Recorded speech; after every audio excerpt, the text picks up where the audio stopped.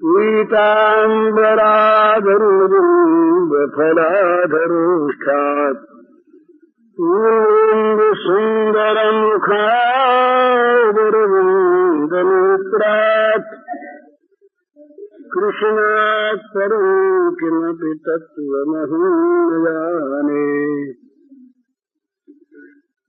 श्री राम मय सब जग जानी, करो प्रणाम जोरि जुग पानी।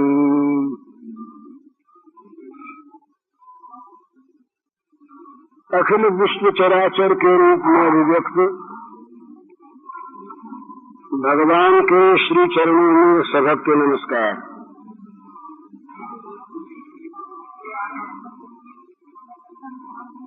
मनुष्य का जीवन कितना क्षणभंगुर है, कितना वो क्षणों में ही विनाश को प्राप्त होने वाला है, ये बात हमें याद नहीं रहती। नवदलगत जलमिव तरलम, कमल के जिस प्रकार पानी की बूंद हो, जरा सा हिला कि पानी की बूंद वो गिरी, इसी प्रकार जरा से में चलते हिलते फिरते बोलते मनुष्य हम कह देते भाई हार्ट फेल हो गया। मरना हार्ट फेल होने पर होता है सभी का, पर हार्ट फेल होने में देर कितनी लगती है। यक्ष ने पूछा धर्मराज से कि सबसे बढ़कर आश्चर्य क्या है, सबसे बढ़कर ताज्जुब की चीज क्या है। तो धर्मराज बोले अहन्य भूतानि गच्छन्ति यम मंदिरम शेषाः स्थावरमिच्छन्ति किमाश्चर्यमत परम। रोज रोज लोग मरते हैं, हम उन्हें स्वयं फूंक करके आते हैं और ये प्रत्यक्ष देखते हैं कि जो मर गए उनका यहाँ का सारा संबंध सर्वथा विच्छिन्न हो गया। ममता के सारे पदार्थ उनसे छिन गए, आसक्ति की सारी वस्तुएं उनसे अलग हो गई, उनका कहीं अब कोई हिस्सा नहीं, कहीं कोई अधिकार नहीं। ये सब देखते हुए भी, मरते हुओं को देखते हुए भी जो हम शेष बचे रहते हैं, शेषा स्थावर मिच्छन्ति, हम चाहते हम कभी न मरें। बस इससे बढ़कर आश्चर्य और क्या होगा। रोज रोज की चीज। अभी हमारे मित्र की स्त्री का देहांत हो गया, मैं भी हरिद्वार जाऊंगा। अभी ऑपरेशन लगा सवेरे आज और उसका देहांत हो गया। नई दिल्ली में उसके शव को लेके आ रहे हैं। हाँ, तो आश्चर्य कुछ नहीं, ये शरीर का ये हाल है, अभी है और क्षण भर के बाद नहीं। इसलिए एक बात बहुत काम की है, वो ये कि मरने के लिए हमेशा तैयार रहना चाहिए। मरने के लिए तैयार रहने का ये अर्थ नहीं है कि उदासीन होकर रोने बैठ जाए, ये तैयारी नहीं है। तैयारी इसका नाम है कि हमारा मन कहीं अटका न रहे, हम खुशी से हंसते हंसते मर सकें। जिस प्रकार जन्म खुशी की वस्तु है, इसी प्रकार मृत्यु भी खुशी की वस्तु होना चाहिए। हम जिस काम को लेकर के जगत में आए, जिस मिशन को हमें पूरा करना, उस काम में हम अगर लगे रहे और कहीं हमारी लाग लपेट रही नहीं, हिसाब किताब चुकता, बैलेंस शीट बराबर, फिर मन नहीं अटकता, मन नहीं भटकता। जब वो आवेंगे हमको बुलाने के लिए, हम कहेंगे भाई तैयार हैं। ये दो चीजों में मन अटकता है ना, एक अपने में और एक अपनी मानी हुई वस्तुओं में। अपने में माने शरीर में, और एक अपनी मानी हुई वस्तुओं में। यहाँ दफ्तरों में काम करने वाले सरकारी दफ्तरों में औरों में जो लोग बैठे होंगे, उनका चाहे जब ट्रांसफर हो सकता है और चाहे जब उनके हाथ में सौंपी हुई वस्तुएं अन्यत्र भेजी जा सकती हैं। कोई बैंक मैनेजर है और बैंक की अमुक ब्रांच में इतने रुपए हैं, हेड ऑफिस ने चाहा कि यहाँ के इतने रुपए अमुक ब्रांच में भेज देना, और हेड ऑफिस ने ऑर्डर दिया कि यहाँ के मैनेजर का वहां ट्रांसफर कर दिया जाए। तो जिसका ट्रांसफर हुआ वो और जो रुपए भेजे गए उनके लिए क्या मैनेजर को रोना चाहिए? उसका तो ये कर्तव्य है। हमें तो बैंक की नौकरी में हमें करना है, यहाँ करेगा यहाँ वहाँ करें। हमें अपनी ड्यूटी पर रहना है, कर्तव्य पर रहना है, हमें अपना काम करना है, जगह से कोई मतलब नहीं। तो कहीं भी भेजे, और चूंकि वस्तु हमारी नहीं, बैंक के रुपए हमारे नहीं, हम तो नियमानुसार उनकी सार संभाल करने वाले, देखभाल करने, जब जहाँ चाहे भेज दिए जाए, हमारा काम भेज देना है। भेज देने में गलती न करें हम। और हिसाब किताब सारा आपने देखा होगा, बैंक वाले जानते होंगे, बैंक में रोजाना रात को सारे हिसाब, सारे अकाउंट ठीक कर लिए जाते हैं, बैलेंस निकाल करके, कभी भी किसी का चेक आ जाए। इस प्रकार से हम अपना हिसाब किताब बराबर रखें, मन से, मन का हिसाब किताब, मन की कहीं आसक्ति न रहे, मन की कहीं ममता न रहे, बस हम तैयार हैं। और वो अधिक तैयार जो यहाँ आकर के अपना काम कर चुका, जो यहाँ आकर के अपना काम कर चुका। और आज अपनी बात हुई थी, मानव जीवन का उद्देश्य और मानवता की सिद्धि भोगों में है ही नहीं। मानवता की सिद्धि भगवान में, और मानवता का उद्देश्य भगवत्ता से। तो भगवान के जिसका जीवन लग गया वो ठीक रास्ते पर है। यदि बीच में कहीं अटका भी तो फिर रास्ता पालेगा। योग भ्रष्ट जो है वो कहते हैं कि पूर्वाध्यास चला जाएगा फिर पहले के अभ्यास को लेकर के। पर यह यदि मन छुट गया तो जाना पड़ेगा ही। अंत ही प्रेम तजेंगे पामर, तू न तजेगा वहीं पे। जाना पड़ेगा ही। ममता अड़क करके रोते हुए जाए या ममता हटाकर हंसते हुए जाए, जाना पड़ेगा। तो जब तक यहाँ हम हैं तब तक क्या करें? बड़ी अच्छी सीधी सी बात है। ये घर मालिक का, घर में जितने सदस्य ये सब मालिक के स्वरूप और हम उसके सेवक। जब तक हमारे जिम्मे सेवा का काम है तब तक सेवा करने में चूका नहीं और अपना माने नहीं। जैसे किसी नाटक के स्टेज पर एक्टर काम करता है, खेल करता है, अभिनय करता है, वो खेलने में चूकता नहीं और अपना संबंध स्टेज भर का मानता है, आगे का मानता नहीं। माने तो यह बेवकूफ या बदमाश। स्टेज के पुत्र को, स्टेज की पोशाक को, स्टेज के गहने को, स्टेज की स्त्री को, स्टेज से अलग जाके वो कहे कि इतने आदमी के सामने इन लोगों ने मुझको अपना कहा, ये गहना मैंने पहन रखा था, हजारों आदमी इतने से फैसले मुझको पति कहा, इन्हें स्त्री है कि नहीं? तो लोग कहेंगे स्टेज की बात थी कि असली बात की पागल हुए कहेंगे या बदमाश शरारती हो। तो ये चीज जब तक हम स्टेज पर हैं तब तक स्टेज पर जिसका जो स्वांग, जिसका जो एक्टिंग मजे में खेले, उसी के अनुसार खेले, चूके नहीं। भगवान ने कहा समाचर, बड़ी सुंदर बात भगवान ने कही, यज्ञार्थात् कर्मण्यत्र लोकोयम कर्म बंधनः तदर्थम कर्म कौन्तेय मुक्त संग समाचर। कर्म करो अच्छी तरह से, तुम्हारे जिम्मे जो काम है समाचर, भली भांति करो, मालिक का खेल बिगाड़ो मत। जहाँ जो एक्टिंग है, जहाँ जो रस है, ठीक उसी रस का खेल करो।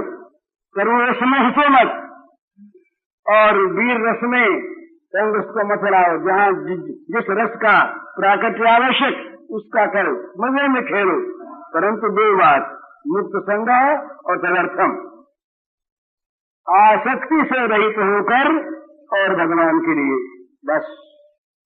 तो जगत के काम करने में कोई आपत्ति नहीं आती, बल्कि जगत का काम अच्छा हो तो अपने लिए काम करने में तो हम कभी गफलत भी कर जाते हैं, ये अपना काम न हुआ सही, तो किसी अपने सम्मान का काम करना हो, अपने जिम्मे आया हुआ काम, तो और भी जिम्मेवारी से करते हैं कि भाई देखो इनका काम न बिगड़ जाए, ये मालिक का काम है, मालिक का काम।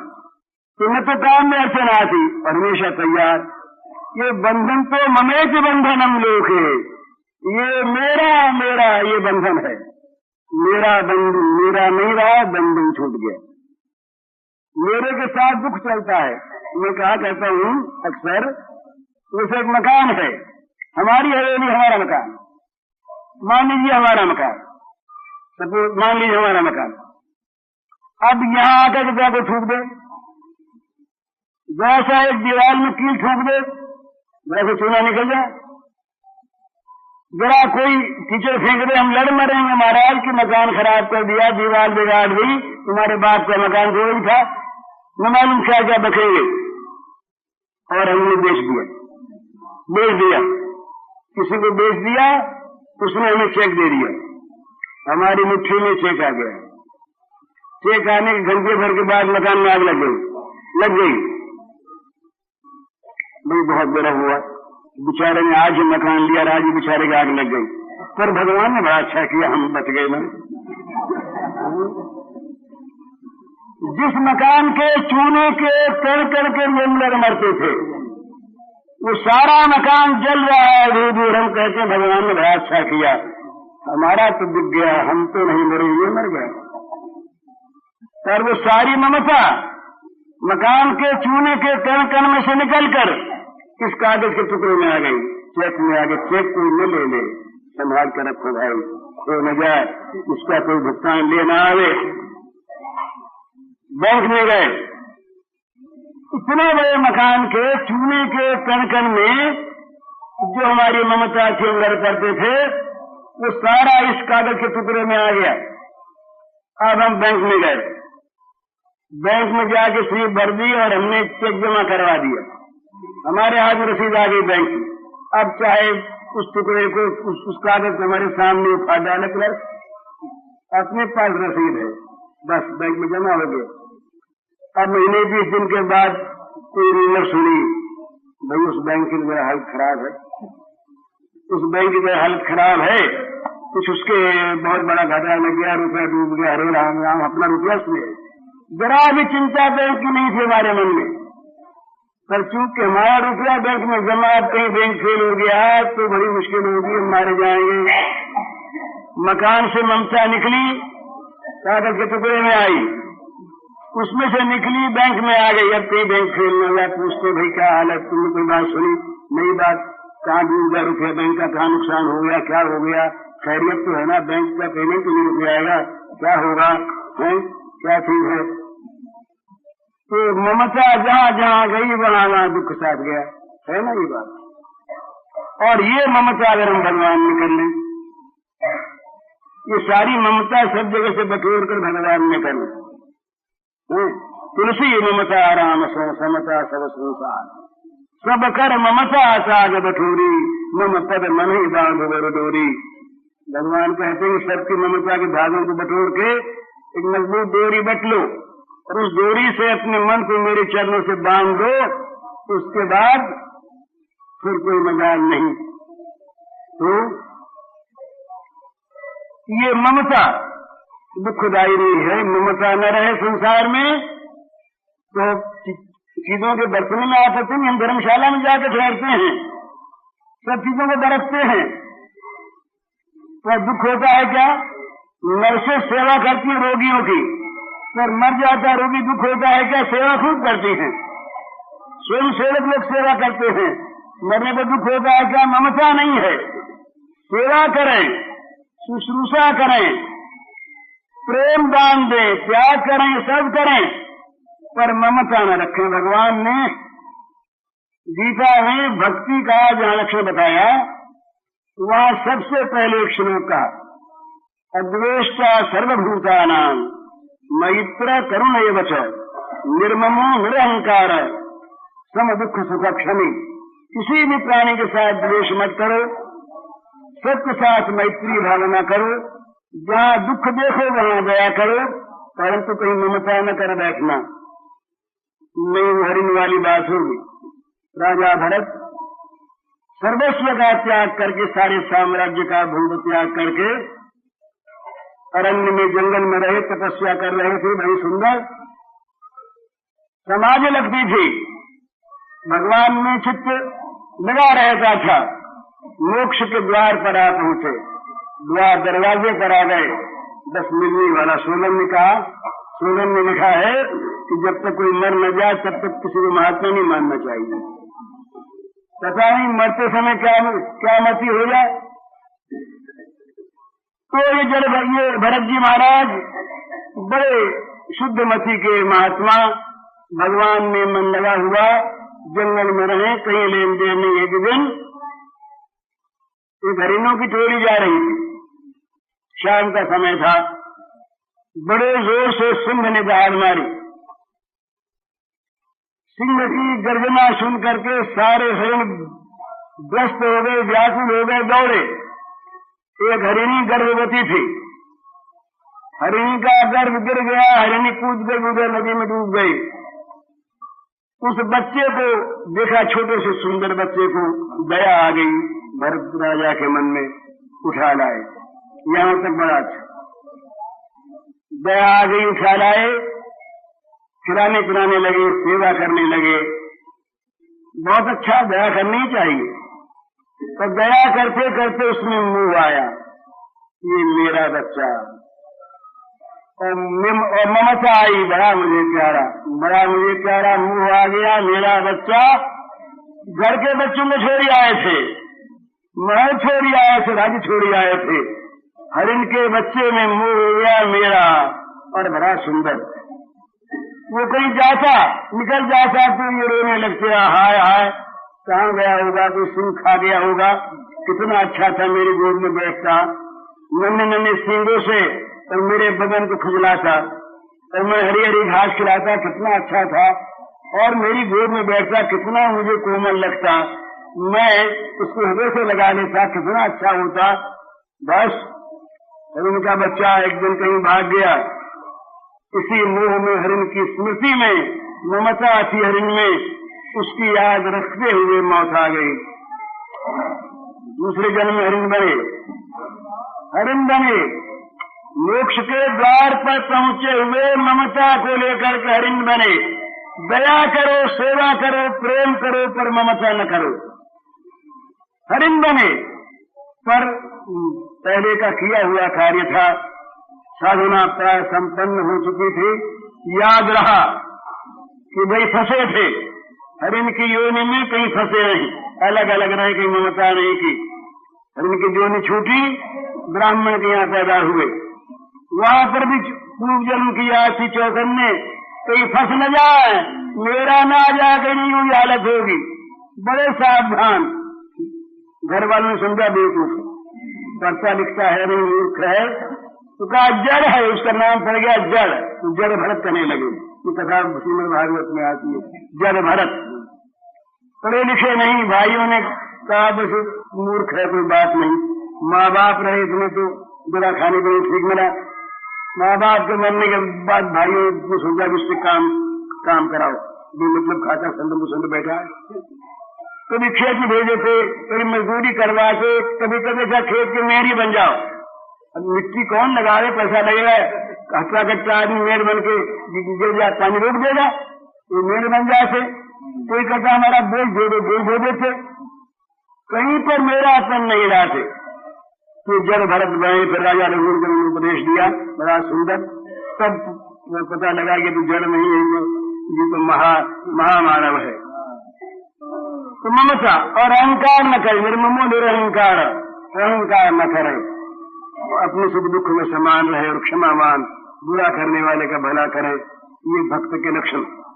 तो मेरे कहने का मतलब ये कि मानव जीवन जो है ना, ये जा रहा है। हम लोगों को यहाँ तो कहते हैं कि ये जब कनपटी के केस अगर सफेद हो गए तो मान लेना चाहिए महाराज का समय आ गया, बुलावा आ गया, अब जाना तो वारंट आएगा, नहीं ठीक। और आजकल तो ये भी बात रही नहीं, बच्चे भी मरते हैं, देखते हैं, न मालूम कब मौत आ जाए। एक भंवरा था, एक भ्रमर था। वो भ्रमर एक कमल के पुष्प के कोष में बैठा रसपान कर रहा था। संध्या होने लगी तो ये होता है कि सूर्योदय होने पर कमल का विकास होता है, खिलता है कमल, और सूर्यास्त होने पर कमल मुछ जाता है। तो सूर्यास्त होने लगा, कमल लगा मुछने, तो उसने देखा चलो बाहर निकल भागे, मर जाएंगे, तो रस को पी रहा था। रस का लोभ बोले अभी क्या है, अभी तो बहुत दिन पड़े हैं, खेले खावे पीछे, जब बूढ़े होंगे तब देखा जाएगा। वो गुजराती के कवि दयाराम उन्होंने गाया, हमना न फिर नवनाश हमारा प्रभु जी, हमें घड़पन में गोविंद को न गाईशु। भाई अभी तो हमें फुर्सत नहीं, बूढ़े होंगे तब आपका गुण गाएंगे, पर बूढ़े हो भी नहीं कौन जानता है। तो कमल के कोष में बैठा हुआ वो भ्रमर सोचने लगा, रात्रि गमिष्यति भविष्यति सूत्रभासं भास्वानुदेशति शेषति पंकजश्री तीर्थं वितर्कयति कोशगते ज्वरे से हंत हंत नली गयोजहार। सोचने लगा, बोले क्या चिंता है, रात बीतेगी, प्रभात काल होगा, भगवान भास्कर उदय होंगे, उनकी किरणें आकर के पड़ेंगी इस पुष्प पर, पुष्प खिल उठेगा, सब निकल के भाग जाएंगे। रात भर आराम से और रसपान करें, क्या है। इत्थम विचिंतयति कोशगति, इस प्रकार वो कोश के अंदर बैठा हुआ भ्रमर सोच रहा था। इतने में हाथी आया। हाथी ने उस कमल की नाल को उपाड़ लिया और कमल के पुष्प को दांतों के बीच में रखा और भ्रमर समेत पीस डाला। तो कौन जानता है मौत रूपी हाथी कब आ जाएगा। इस जगत का सारा ये सुख, ये सौंदर्य किसी काम का नहीं। वो बिल्लु मंगल, सुनिए कथा आपने बिल्लु मंगल की। बिल्लु मंगल ब्राह्मण कुमार, पढ़ा लिखा, तब जब मनुष्य की वृत्ति बिगड़ जाती है और जब भोगा शक्ति बढ़ जाती है, उस समय मनुष्य उन्मत्त हो जाता, समझता नहीं। एक वेश्या रही चिंतामणि, वो रहती थी नदी के उस पार। बिल्लु मंगल इतने बड़े भक्त हुए हैं, उन्होंने एक महान सुंदर काव्य लिखा है श्री कृष्ण पर। इतना बढ़िया संस्कृत काव्य है वो, उसका नाम है कृष्ण कर्णामृत। इतना बढ़िया काव्य, उसमें उन्होंने सबसे पहले गुरु रूप से चिंतामणि देवी की तत्व का स्मरण किया है। गुरु रूप से चिंतामणि देवी का, तो वो चिंतामणि वेश्या, उसमें उसका मन आसक्त। पिता का श्राद्ध है, पर मन जहाँ आसक्त है भोगों में, वहाँ न धर्म का ज्ञान रहता है, न किसी बुराई का रहता है, न परलोक का और न परिणाम का, भूल जाता है। आंधी आ गई, बड़े जोर की वर्षा आई, तूफान आ गया, जगह नहीं, रास्ता नहीं, सब जगह पानी भरा हुआ, पर वो आसक्त, विषय आसक्त नदी के तीर पर पहुंचा। अब नाव कौन ले जाए, कौन मरे उस तूफान में, कोई नाविक नहीं, नावें सारी बधी हुई, पर उसे तो जाना है। इसी प्रकार जब भगवान में भी मन लग जाए, उसे जाना है, उसे जाना है, जाना है, मर के जाना है, जाना है, जाना है। कैसे जाए।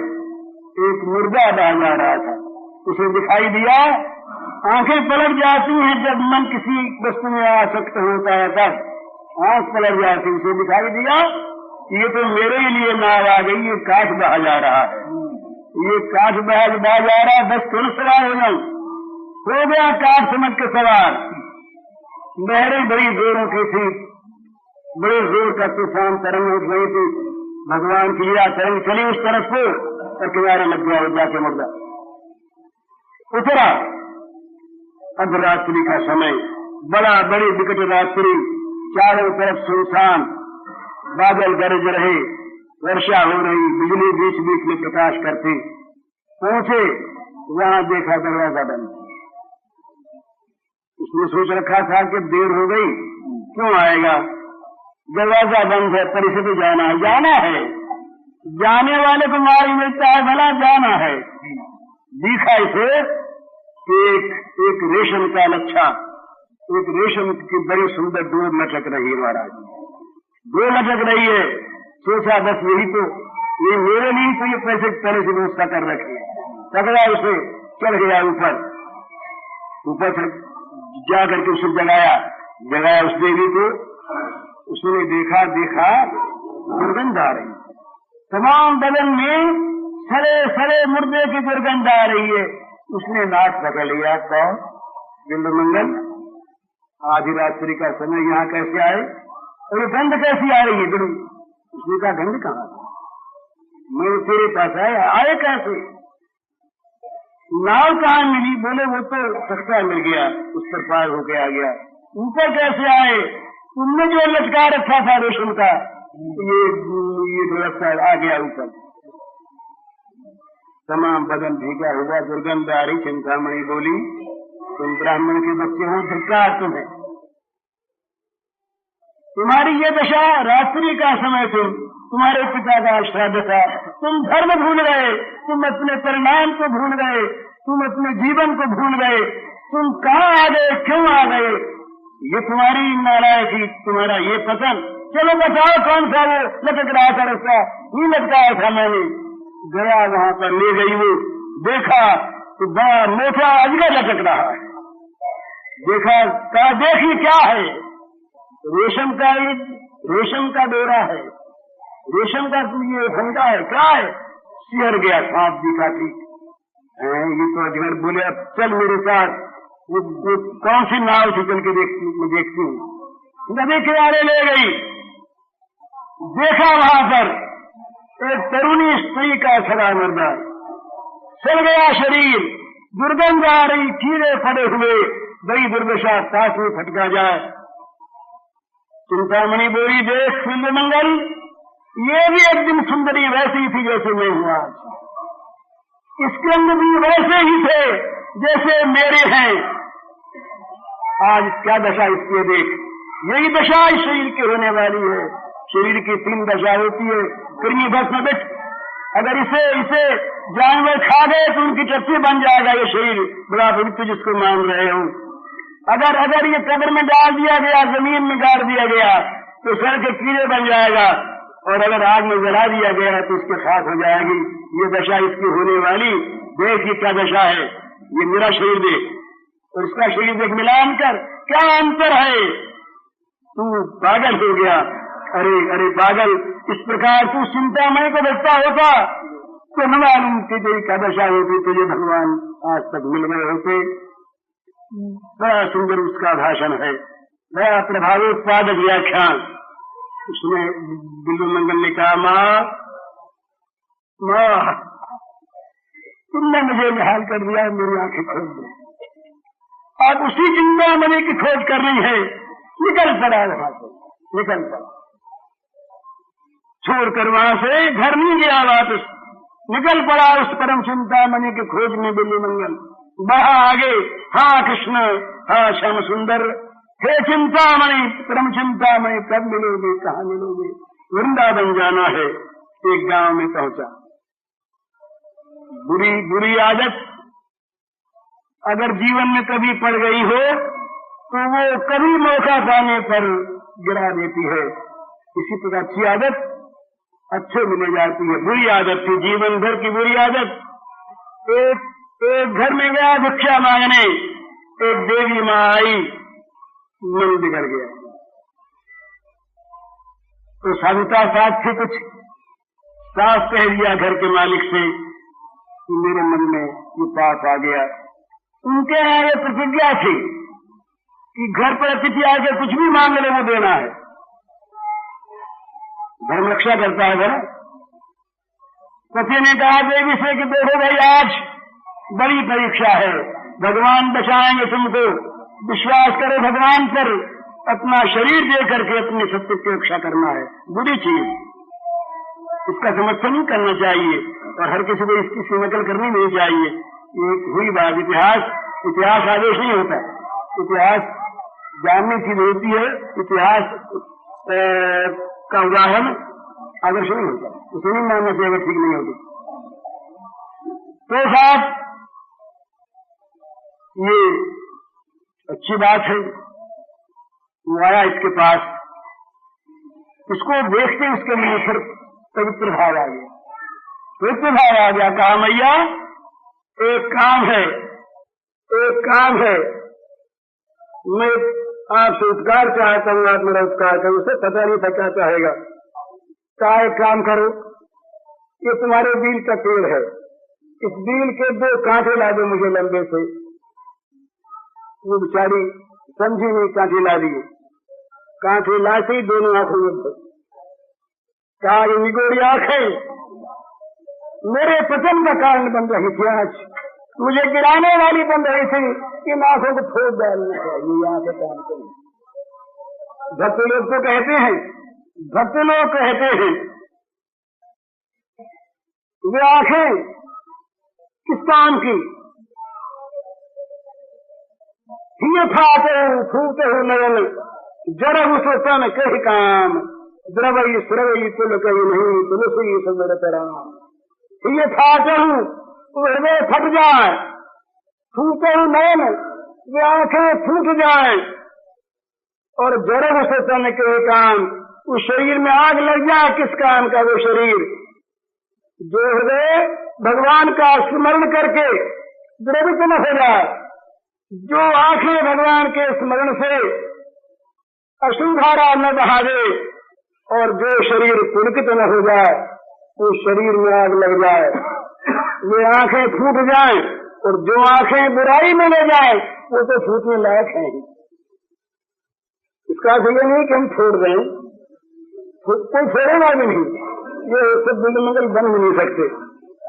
आंखें फोड़ दी, अब आगे की बात सुनिए, बड़ी मजे। आंखें फोड़ दी, वो बेचारी सहम गई, महाराज क्या किया आपने?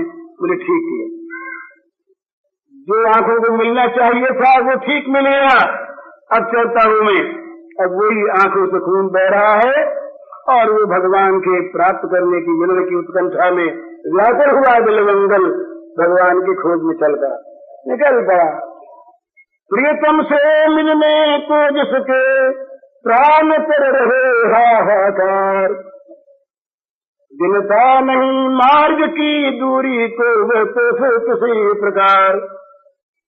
प्राण व्याकुल है थे, मिलना है, कितनी दूर है, कितने दिन लगेंगे, कितना समय लगेगा, कितना तप करना पड़ेगा, ये हिसाब किताब नहीं। जहाँ ये हिसाब किताब है वहाँ मिलने की आकांक्षा नहीं जागी। चले चल दिए। परीक्षा हो गई। एक दिन लाला है, अंधा बिल्वमंगल जा रहा है।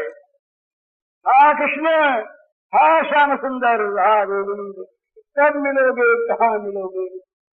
अंदर भय निकल रही हृदय से, निकलनी चाहिए। जब तक भगवान को प्राप्त करने के लिए चित्त में उत्ताप नहीं होता, जल नहीं उठता हृदय, जब तक उनसे मिलने के लिए आंसुओं की धारा बह नहीं जाती, तब तक नहीं मिलना होता। हम रोते धन के लिए, हम रोते हैं क्या? धन के लिए रोते, अधिकार के लिए रोते, संघर्ष करते, बेईमानी करते, क्या नहीं करते? पर वो भाग्यवान है जो भगवान के लिए रोता है। रोता हुआ चला, भगवान ने देखा सच्चा है, अब इसे अब बहुत देर नहीं करनी है। आ गए छोटे से बालक, हाथ पकड़ लिया, बाबा। अब हमारी बोली में तो ये तो गधे की सी आवाज है, वो बड़ी सुंदर थी, वो भगवान का असर, ऐसा मीठा लगा। उसने देखा कि ये कौन आ गया, ये कहीं फिर फांसी वाली चीज आई क्या। आंख खोली, उसके बाद भी फिर कुछ आ गया। डरा, बड़ा अच्छा हाथ लगा। तो बाबा कुछ खाओगे? तो भूख लगी हुई थी, पूछे खाओगे? बोले हाँ भैया। अच्छा तो मैं लाता हूँ। अब वो ले आए साथ। अब उनकी लाई हुई चीज, उनके हाथ से उनकी लाई हुई, अब उसके स्वाद की तो कोई तुलना हो नहीं सकती। खाया मजे में, हो और खाए। बोले भैया थोड़ा ही लाया और दो। बोले बाबा रोज देंगे इतना इतना। अब साहब रोज भोग मिलने लगा, बड़े आनंद में रहे बाबा जी। बाबा जी ने कहा अरे हमें जाना है वृंदावन, तो बाबा ले चले। हाँ ले चलो भैया, ले चलो। अब ले चलने में कौन देर थी? जिनके संकल्प से सृष्टियां बनती बिगड़ती हैं, उनके संकल्प से यहाँ से ब्रज पहुंच जाए, कौन देर? पहुंच गए। बोले आ गए बाबा, ब्रज में आ गए। बोले आ गए। तो बोले अब हम जाते। बोले नहीं भैया तू जा मत। बोले हम नहीं जाएंगे तो फिर ब्रज नहीं रहेगा। बोले ब्रज क्या न रहे, तू मत जा, तू तो बस मेरे पास रहे, हाथ पकड़ाए रहे। बड़ा सुंदर, बड़ा कोमल हाथ है, हाथ पकड़ाए रहे और मुझसे बात करता रहे। बस अंधे से तू बात करता रहे और अंधे के हाथ को कभी कभी छू लिया कर, और बस ये रहे, कुछ नहीं। उनका नहीं हम जाएंगे, थोड़ा हमारा जाएंगे। बूढ़े ने कहा नहीं छोड़ेंगे। हाँ छोड़ेंगे कैसे, हाथ छोड़ा नहीं जाता, बड़ा अच्छा लगता, बड़ा प्यारा लगता। झटका दिया, छूट गया। अब महाराज ये बिल मंगल तब तो पक्के हो गए थे। बोले हस्तमुत्क्षिप्त याते बलात् कृष्ण किमद्भुतम् हृदयादिनिर्यासी पौरुषं गणयामि थे। हाथ छुड़ाए जात है निर्बल जान के मोहे, हृदय से जब जाओगे सबल बदूंगो। तो निकलो, देखें बुरा आदमी कमजोर, छुड़ा लिया हाथ, पर तुम असली मर्द हो, तुम बलवान हो, तो मैं सब समझू जब मैं हृदय में से निकल जाऊं। तो निकले कैसे? निकले कैसे महाराज? सब कर ममता साग बठोरी, मम पद मन ही बांधु बरडोरी। सबके ममता के धागों को बटोर कर एक डोरी बटले, उस डोरी से अपने मन को भगवान के चरणों से बांध दे। तो चरण बंध गए भगवान की हृदय में। ये मरने की पूरी तैयारी हो गई। बस अब 50 की मौत आ जाए। मौत जब आ गई, अंतिम ये 6 बजे हैं, 3:40 हो गई। मरने की तैयारी है। मन में से संसार निकल गया, मन में से भोग निकल गए, मन में से ममता निकल गई, और इस मन में आकर के भगवान के चरणारविंद सदा के लिए स्थापित हो गए, विराज गए। अब चाहे जब मौत आ गई। प्रश्न था अर्जुन का अंतकाल के संबंध में, 8वें अध्याय गीता में भगवान ने कहा अंतकाले च मामेवो स्मरन् मुक्त्वा कलेवरम् यत् प्रयाति समद्भावम् याति नास्ति संशय। भगवान ने कहा कि अंतकाल में जो मेरा स्मरण करता हुआ शरीर छोड़ता है, वो मुझको ही प्राप्त होता है। तो कहा फिर बड़ी अच्छी बात है, कोई संशय ही नहीं इसमें। तो हमारे मन में आए कि फिर अंतकाल में कर लेंगे। अरे उपदेश तो मिल ही गया, अंतकाल में जो होगा तो हो जाएगा, अंतकाल में कर लेंगे, अभी से क्यों ये आफत मचावे। तो भगवान ने नियम बताया, यं यं वापि स्मरन् भावम् त्यजत्यन्ते कलेवरम् तन्तमेव इति कौन्तेय सदा तद्भाव भावितः। भगवान ने कहा कि भाई ये नियम है, जिस वस्तु में मन रखता हुआ आदमी मरता है, उसी गति को प्राप्त होता है। पर अंत में मन रहता कहाँ है? जीवन भर जिसका अधिकतर स्मरण किया है, उसमें इंद्रियां शिथिल हो गई, मन वहां पर अनभ्यस्त वस्तुओं की स्मृति नहीं कर सकता। जीवन में जिसका अभ्यास कर याद रहेगा। तब अर्जुन ने कहा महाराज फिर क्या करें? त्याग, मनी मन का त्याग। तो भगवान ने कहा तस्मात्, इसलिए तस्मात् सर्वेषु कालेषु मामनुस्मर युध्यत मय्यरकृतमनो बुद्धिर् मामे विशेष संशयम, भगवान बोले इसलिए सर्वकाल में निरंतर मुझे मन में रखते हुए लड़ाई करो, पर मुझे मन में रखो सदा, लड़ाई करो जो करनी हो तब। सर्वेषु कालेषु माम अनुस्मर, इस प्रकार मन बुद्धि मुझे सौंप दो, सच्चाई जब मौत आवे। जब मौत आएगी तो तुम मिलोगे मौत को मुझे अपने मन में बैठाए हुए, मौत देखेगी तुम्हारे मन में मुझे बैठे हुए, मौत मर जाएगी। असली मौत वो जिसकी मौत हमेशा के लिए मर जाए, मौत मर जाए वो असली मौत, और मुक्ति मर जाए वो असली प्रेम। क्या समझे? या कई लोग कहेंगे कि इसकी मुक्ति की निंदा कर दी। मुक्ति कहे गोपाल थे मेरी मुक्ति कराए, ब्रज रजोड़ी मस्तक चढ़े मुक्ति मुक्त हो जाए।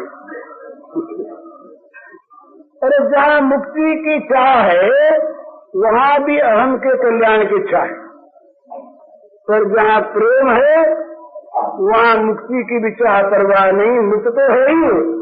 अगर जगत के भोगों में आसक्त है तो भगवान में आसक्त नहीं, और भगवान में आसक्त है तो जगत से मुक्त है। अब उसका बंधन क्या है? बंधन केवल एक ही है, भगवत चरणाय बिंद का हृदय में रखना, सेवन करना, यही बंधन। इस बंधन छूटना चाहता नहीं। तो इस प्रकार से निरंतर भगवान में मन रहे तो मौत के लिए तैयारी फिर चाहे जब मौत आवे, और नहीं तो महाराज मौत तो आवेगी ही, मरना पड़ेगा ही निस्संदेह, छूट नहीं सकते। 1000 उपाय करने, चेष्टा करने, आगे पीछे भाई योगी हो गए, बहुत दिनों के लिए हमने श्वास निरोध करके उम्र को बढ़ा लिया, पर फिर आखिर मरना पड़ेगा। तो मरने से पहले जगत में से, संसार में से ममता को निकाल के भगवान में लगा दो, तो संसार में जो है उसमें समता रखो। इसका अर्थ ये कभी नहीं है, भला ये मूर्खता होती है जब आदमी कहता है कि संसार को छोड़ने का मतलब अच्छे काम को छोड़ दे, भलाई को छोड़ दे, आलसी बन के बैठ जाए, सो जाए, ये नहीं। काम करो, अच्छी तरह से करो, पर ममता से न करके प्रेम से करो। प्रेम देता है, ममता देना चाहती है, ये अंतर है। प्रेम का स्वरूप है देना, जो लेना चाहता है वो काम है, और जो देना चाहता है वो प्रेम है। ये प्रेम और काम का अंतर। निजेंद्रिय प्रीति इच्छा तार नाम काम, ये चैतन्य महाप्रभु के प्रामत में आया बंगला प्यार है। निजेंद्रिय प्रीति इच्छा तार नाम काम, कृष्ण सुख इच्छा घरे प्रेम नाम। भगवान के सुख की इच्छा, इसका नाम प्रेम, और हमें सुख मिले उनसे, इसका नाम काम। तो काम के वश में मत हो, ममता न करो पर प्रेम करो, सेवा करो, दो देते रहो, और देते देते आनंद से मर जाओ। जो लेते रहते मरता है ना, वो बड़ी मुश्किल से मरता है। जो देते देते मरता है वो बड़े आराम से मरता है।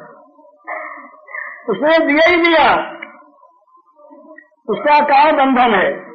तो जो लेता ही लेता वो तो सब जगत का ऋणी है, वो कर्जदार है, उसका हिसाब चुकता कहाँ हुआ? वो तो मरेगा दुख से मरेगा। तो मरना तो जरूर है, हम सबको मरना है। ये जो कुछ मैंने कहा ये कोई थ्योरी की बात नहीं है, वास्तविक ऐसी स्थिति है हमारी, मरना होगा ही। हम चाहे 1000 बात कहने, बड़े ऊंचे बोल जाए, गुरु साहब व्याख्यान में कहा करते, तो जगत की कोई ताकत नहीं जो हमारी बात पर किसी प्रकार से कोई आपत्ति कर सके। इतने में ही 8 लोग गिर पड़े, तुम्हारी बात पर क्या तुम ही पर आपत्ति आ गई। ये नरगल प्रहलाद जो था रो गया यहीं पर। तो ये दशा हम चाहे कितनी ऊंचे चढ़ जाए, बड़े बड़े, वो गोसाई जी महाराज ने कहा सहस बाहु दस बदन आज मृत बचे में काल गली थे, हम करी धन धाम संगारे अंत चले उठेरी थे। अरे हम किस बात की मूली हैं? हिरण्यकश्यप जिसका वर्णन आता है, प्रहलाद ने कहा मैंने देखा जरा सी भूमि टेढ़ी अगर हो गई हिरण्यकशिपु की तो देवताओं का हृदय कांप गया, न मालूम क्या होने वाला। इतना जिसका प्रबल प्रताप, ऐश्वर्य का कोई ठिकाना नहीं, ऐश्वर्यों के स्वामी जिसके चरणों में सेवक बन के रहते थे, वो हिरण्यकशिपु, वो सहस्त्रबाहु, वो रावण, ये ऐश्वर्य में क्या कम थे। हम करी धन धाम समारे, अंत चले उठे थे।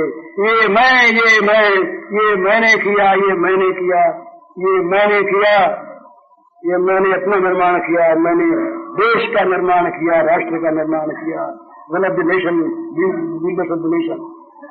मैं राष्ट्र निर्माता, मैं राष्ट्र निर्माता। काहे के राष्ट्र निर्माता भैया, अभी श्वास निकलेगा कुछ नहीं। इसलिए अभिमान को त्याग कर, ममता को त्याग कर, सेवा के भाव से हम जगत में रहें, सब में भगवान समझ के सेवा करें। और जब मौत आवे तब ये कहेंगे बस अब तुम्हारे पास चलना है, अब तो तुम्हारा यहाँ काम करते थे, अब तुम अपनी सेवा में खास बुला रहे हो, अपने पास रखोगे ना। अब तो दूर रख के सेवा कराई, अब चरणों में रख के सेवा कराना चाहते हो, इससे बड़े क्या आनंद होगा। और अगर वास्तव में इस भाव को लेकर कोई मरेगा वो चरणों में ही जाएगा सेवा करने के लिए। हमारे बृहदारण्यक में आता है, उपनिषद में आता है कि रोग को कोई अगर तप मान ले तो तप का फल मिलेगा, और मृत्यु को निर्वाण मान ले तो मृत्यु हो जाएगा। ये उपनिषद भावना है। तो इस प्रकार से मरने के लिए तैयार रहना चाहिए सबको, बुरे जवान सबको। ये सब यहाँ के खेल हैं, इन खेलों का कोई विरोध नहीं है। जहाँ जो खेल खेलना हो खेलो, पर खेलो खेल, उसे कहीं सच्चा मान करके अपना न मान कर नहीं फल जाए, कैसे चलेगा। तो स्टेज की पोशाक भी अपना मान ले तो क्या होगा। स्टेज की पोशाक तो और कोई चीज नहीं, तो मंदियों को न माने, पोशाक बोले हम पहने थे, अरे बोले उस एक्टर के नाते पोशाक थी भैया, तुम्हारी पोशाक नहीं, तुम उतार दो, बोले नहीं घर ले जाएंगे। बोला किसके ले जाओगे, तुम्हारे को तुम नहीं रहेगी पोशाक हमारी। तो इस तरह से कि पोशाक सब रखो, तुम पोशाकों से काम लो, जहाँ जैसा उचित हो वैसा खेल करो, पर खेल करो। जहाँ खेल है वहाँ बंधन नहीं, और जहाँ खेल नहीं है ममता आ गई, ये मेरा मैं रखूंगा, किसका रखोगे। महाराज मर गया कोई, हम लोगों ने और के बाद ज्ञान था, बोले भाई कफन चाहिए। घर में तो मलमल के बहुत थान पड़े हैं, बोले भाई घर के थान ही देने बहम आता है। अरे घर का मालिक मर गया, उसके लिए 3 गज कपड़ा चाहिए, तुम्हें बहम आता है, सारी संपत्ति उसकी थी। बोले नहीं, कफन वालों की दुकान से लाओ, कफन वालों सुई पैदा चाहिए, घर की मालकिन मर गई, सीना बड़ नहीं, घर के चीनी देंगे। ये हमारे पुरखों ने चेतावनी के लिए बात रखी। कोई मर नहीं जाता है, घर में से अगर उसको मलमल दे दी तो घर वाले सब मर जाएंगे, ये बेवकूफी है, कुछ नहीं मरता मारता कोई भी। पर ये इससे सीखना है कि देखो भैया मरने के बाद गज भर कपड़े का भी तुम्हारा हक नहीं है, एक सुई तागे के भी तुम अधिकारी नहीं हो, और घंटा अगर रहने का मौका हो तो बोले अब जल्दी करो भाई, खाना पीना तो मर गया सो तो मर गया, रोना तो थोड़ी हमेशा के लिए, इसको तो उठाओ। और कोई रात को अकेले में बैठे तो घुल मिल के बात करते थे, कान के पास कान रख के बात करते थे, एकांत में बात करें, दूसरा के पास आना जा किवाड़ बंद कर दो भाई, बिल्कुल सीक्रेट किए थे। पर जहां मर गया दो आदमी बुलाओ, क्यों 2 आदमी बुलाओ, बात करते थे ना भाई, बोले अरे वो दूसरी चीज थी। अब डर लगता, डर का मुर्गा खा जाएगा, जिंदा नहीं खाया मुर्गा खा जाएगा। पर ये स्कीम है, ये बतलाता है, ये प्रथा बतलाती है कि मरने के बाद तुम भूत हो गए, तुम घर के मालिक नहीं रहे, मरने के बाद तुम घर से इतने बाहर हो गए, तुम्हें कफन का अधिकार नहीं, सुई धागे का अधिकार नहीं, 2 घंटे वो शव वहां पड़ा रहे, जिस मकान के तुम मालिक थे तुम्हारा अधिकार नहीं रह सकते, जाओ निकलो। तो अंत ही तो तजेंगे पामर, तू न तजे वही थे अरे पामर। अंत में सब तुझे छोड़ने वाले हैं, तू पहले से क्यों न छोड़ दे ममता को, क्यों न छोड़ दे। ममता छोड़ दी तो सुख से मरेगा। इसलिए ये मरने की तैयारी सबको रखनी चाहिए। सबको मरना कितना क्षण भंग हो रहा है महाराज। अभी अभी बात कर रहा है आदमी, जोर से बोल रहा है, फिर क्या हुआ, दर्द आया, बस डॉक्टर आ नहीं पाए, डॉक्टर आ नहीं पाए, डॉक्टर के आने से पहले। और बैठे डॉक्टर, कलकत्ते में हमारे प्रेमी में एक लड़का था, 2-3 साल पहले की बात, हार्ट में तकलीफ हुई। फैमिली डॉक्टर आए, बड़े से बड़े डॉक्टर वहां के आए। डॉक्टरों ने कहा पीछे कि हमने मन में सोचा कि ये बड़े आदमी बड़े खराब होते हैं, हमारे लिए हराम की कुछ खाई नहीं, हम क्यों बुला लिया हमको। ये बोले हम सोच रहे थे, इतने में हार्ट में ज्यादा तकलीफ हुई, हार्ट में डायरेक्ट इंजेक्शन दिया, कुछ नहीं हुआ। डॉक्टरों को देखते देखते मर गया। डॉक्टर बचा नहीं सकते, डॉक्टर खुद बच नहीं सकते, बचाएंगे क्या बेचारे हैं। ये यहाँ की दशा है। इसलिए यहाँ काम तो करो पर फंसो मत, खेल करो, खेल करो, खेल करके ऐसा बढ़िया खेल करो कि मालिक रीझ जाए, काम में कहीं चूको मत। बड़ा बढ़िया खेल, रीझ जाओ, वही बड़ा बढ़िया खेल। उड़ा दिया सबको, फंसा दिया सबको, है उत्तेजना कर दी सब में, ऐसी वीर गाथा बोले कि सुनने वालों का रोमांच हो गया। सब तैयार, उन दसे फड़क उठी, पर जो नशे जिसमें फड़काई उसका तो एक्टिंग मात्र है, न उसकी नशे फड़की न उसमें फड़काई, वो तो खेल करता है। इस प्रकार खेल करो तो बंधोगे नहीं, यहाँ आराम से रहे। खेल क्या रोने का खेल तो अभी नहीं है, खेल होने पर रोने में आपत्ति नहीं, रोने का खेल भी पूरा उतरना चाहिए। अब वो सैद्या ऐसी रोई, हरिश्चंद्र की पत्नी सैद्या रोहितास के शव को ले गए, ऐसी रोई शव को हाथ में लेकर के सारा दर्शक मंडल में उठा। तो वो सैद्या जो बना हुआ था वो क्या रोया वास्तव में, तो क्या उसने दम्भ किया? दम्भ भी नहीं, लीला की, खेल किया। लोकवत लीला कैवल्यम ये ब्रह्म सूत्र है, लोकवत लीला कैवल्यम सूत्र, ये वेदांत सूत्र है। बस ये भगवान की लीला, उस लीला में हम लीला करें। हम सब भी वो लीला के एक एक पात्र हैं, एक एक एक्टर हैं। हमारे सबके जिनमें अपना अपना काम है, अपना अपना एक्टिंग है। अपने अपने एक्टिंग को खेलो और मालिक को खुश करके स्टेज के अंदर चले जाओ। फिर मालिक की बस मालिक की सेवा में और काम सौंपे, वो काम करो। इस प्रकार यहाँ आराम से और वहाँ आराम से, और मरने के वक्त कोई चिंता नहीं। तो जिसका मन अटका और भटका, मरेगा जरूर, मरना पड़ेगा बाध्य होकर के। हाँ क्या करें, ये रह गया, वो रह गया, अरे बिल तैयार था, सिग्नेचर बाकी रह गया, वकील भी क्या करे, डॉक्टर भी क्या करे, नहीं कर सकते। इसलिए पहले से कर करा करके अपना खाता चुकता करके तैयार रहे, तो क्या जब मौत आए कोई आपत्ति की बात नहीं। और ये देखो ब्रज में एक नई बहू आई, ब्रज में एक नई बहू आई, बाहर से आई। तो उसने आके घर में देखा कि सास भी, ननद भी, जेठानी भी, देवरानी भी, घर के और लोग भी, सब के सब केवल कन्हैया की बात करें।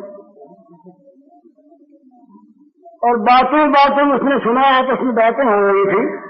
बोले भाई हमने तो कभी पहले देखा नहीं था, पर हमने सुना था। कल हम निकले उधर से तो मैं जरा सी हंसी दिख गई, बस हम तो फिर अपने आप में रहे ना। तो उसने कहा ये सब बेवकूफ इकट्ठे हुए सब।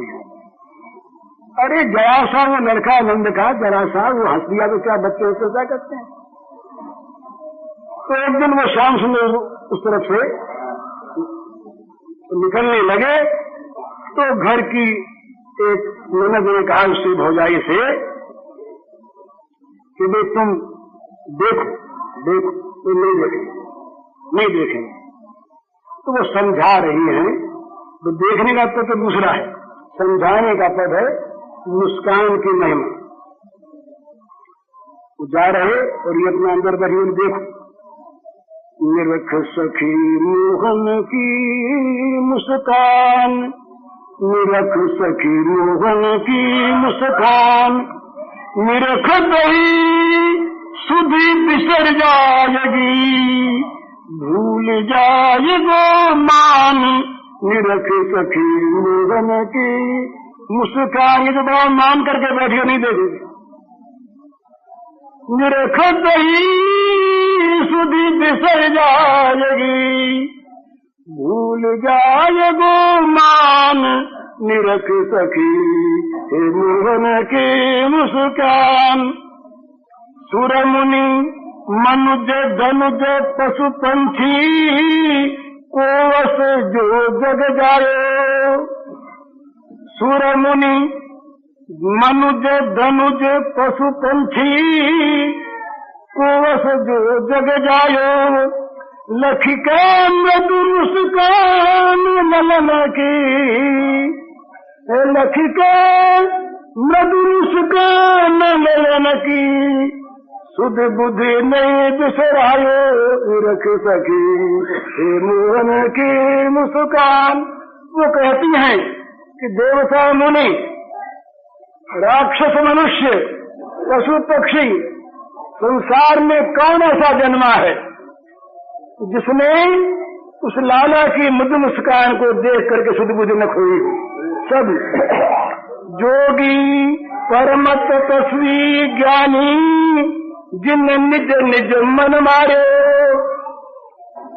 जोगी परम तपस्वी ज्ञानी जिन निज निज मन मारे, तनिक निरखी मुस्कान मधुर तिन बर बस जीवन हारे, निरख सखी हे मोहन की मुस्कान। योगी परम तपस्वी ज्ञानी जिन लोगों ने अपने अपने मनों को मार दिया है, ऐसे मन को मार डालने वाले लोग भी यदि जरा सी मोहन की मुस्कान को लख पाए हैं तो अपने जीवन को उन्होंने जबरदस्ती खो दिया। महाराज जनक अपने सारे सभासदों को लेकर, सदानंद को लेकर, ऋषि मुनियों को लेकर, अमात्यों को लेकर विश्वामित्र का स्वागत करने के लिए गए अमराई में। अमराई में पहुंचे, राम लक्ष्मणों को साथ लिए महाराज विश्वामित्र बिना ही सूचना के अमराई में आगे ठहर गए, आम के बगीचे में। जनकपुर में ठहर गए। पता लगा जनक को किस प्रकार से मुनि विश्वामित्र तेजस्वी मुनि शिष्य मंडली सहित आए हैं, उनके स्वागतार्थ करवाने के लिए आए। उस समय का दृश्य है। भगवान राम लक्ष्मण ये दोनों जरा चले गए थे अमराई में। इन्होंने दूर से देखा कि कोई लोग आए हैं, तो ये उधर से आए, इधर ये लोग आकर के प्रणाम अभिनंदन करके बैठ गए। उनको आते देखा सामने से, राम लक्ष्मण आ रहे हैं दोनों। आते देखा तो आग गई जनक की उस तरफ। जनक की आग जाते ही जनक तो मानो पागल से होने लगे। क्या हो गया? जनक जी का शरीर प्रेम से कांपने लगा। क्या हो गया? और खड़े हो गए। बच्चों को देख, दो बच्चों को देख करके जनक मुनि मंडली खड़ी हो गई, मानो अकस्मात बिजली ने खड़ा कर दिया हो। स्वागता खड़े हो देखते आंखों से आंसू बहने लगे। जनक जी के शरीर रोमांचित हो गया। शर्म मन में आई, ये मुनि मंडली क्या कहेगी, जनक रो रहा है। जनक के आंखों में आंसू आ गए बच्चों को देख करके। आश्चर्य के बाद में कुछ तो सोचा भाई पूछें, हैं महाराज ये कौन है? निगम नेति नेति कही निगम जोगायो, उभय देश धरी सोजी की आयु। विश्वामित्र से जनक पूछते हैं कि महाराज क्या बात है? अपनी दशा देख कर, जिसको वेद नेति नेति कहते हैं वही ब्रह्म तो दो रूप करके नहीं आ गया। क्या बात? तो कारण क्या? जनक बच्चों से क्यों पूछे तो अपनी दशा बताते हैं। वो कहते हैं कि नहीं बिलोकत अति अनुरागा, बरबस ब्रह्म सुख ही मन त्यागा। नहीं बिलोकत अति अनुरागा, बरबस ब्रह्म सुख ही मन त्यागा। सहज विराग रूप मन मोरा, थकित होत जिनि चंद चकोरा। मेरा मन स्वाभाविक वैराग्य रूप है। विषयों में दुख दोष देख देख करके वैराग्य की भावना नहीं करनी पड़ती। सहज विराग रूप मन मोरा, वो मेरा मन थकित होत जिनि चंद चकोरा। कहा कि इनको देखते ही, इनके आंखों के सामने आते ही और ब्रह्म सुख ने जबरदस्ती मन को त्याग दिया। तो क्या बात, ये उनके रूप का जादू, मुस्कान का जादू। तो कहती है कि